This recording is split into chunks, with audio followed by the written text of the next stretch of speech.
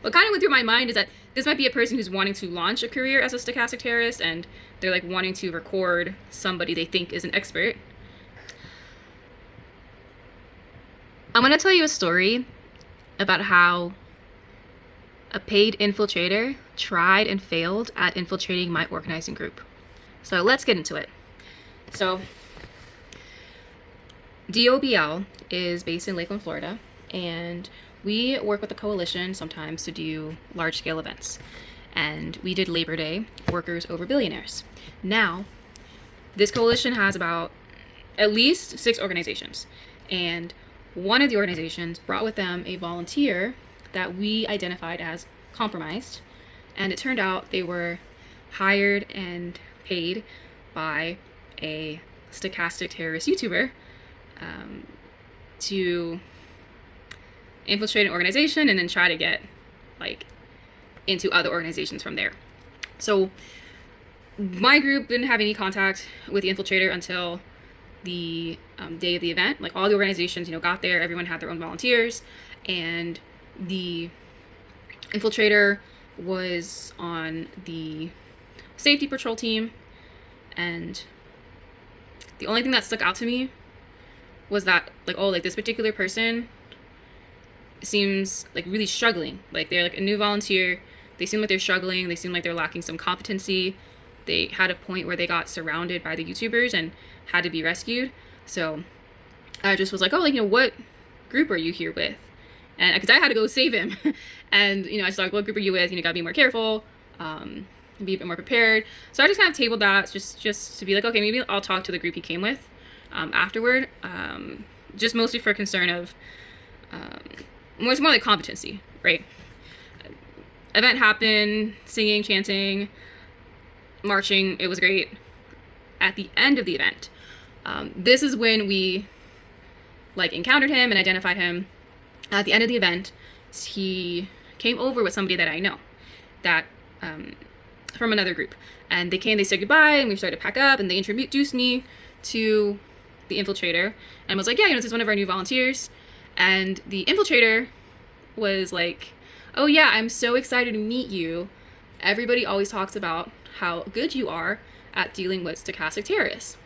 And I was like, oh, who says that? I don't talk to them. I'm, not this person with a bunch of experience, right? I just don't talk to stochastic terrorism. I actually have no experience talking to stochastic terrorists, actually. What do you mean? And he just kind of kept pushing. He was like, no, I really, really, really was looking forward to meeting you, because I just want to know all the tips and tricks about dealing with stochastic terrorists. Which, if that sounded weird to y'all, it sounded weird to me too, someone saying it like that, because you're talking about something that's a pretty emerging field as far as in mainstream. This is an academic topic, but as far as for mainstream, yeah, it's honestly just emerging in the mainstream.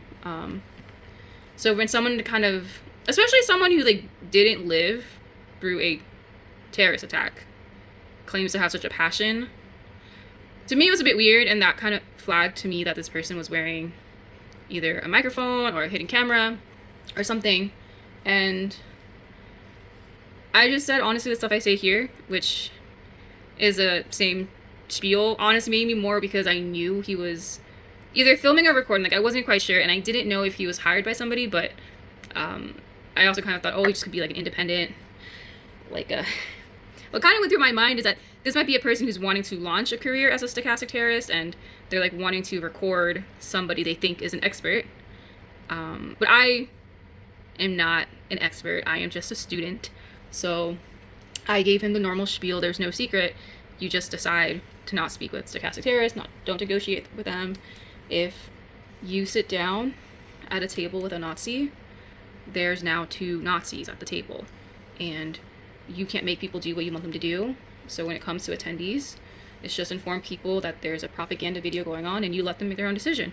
There's no trick. You just gotta trust. And if honestly if people want to be a part of these propaganda films, that's their decision. And he just didn't seem to like those answers, because he kept pushing for secret knowledge, and there really isn't. anything I know, I put up on here, or I share on the blog or on our Instagram. But yeah, he asked about joining. And he was already a member of another group. So that was an automatic no for me. Just even apart from being suspicious, was just like, you can come to any events that anyone advertises. You don't need to be a member of my group. Like, just like nicely saying that, like, you don't need to be a member. If you see something you want to come to, you can come to it. But there was that kind of pushiness, and it was just like, you're already a member of another group. To me, it's not appropriate, even if somebody did not give me those infiltrator vibes. It's not appropriate to be kind of like poaching other organizations, and that was the other part too.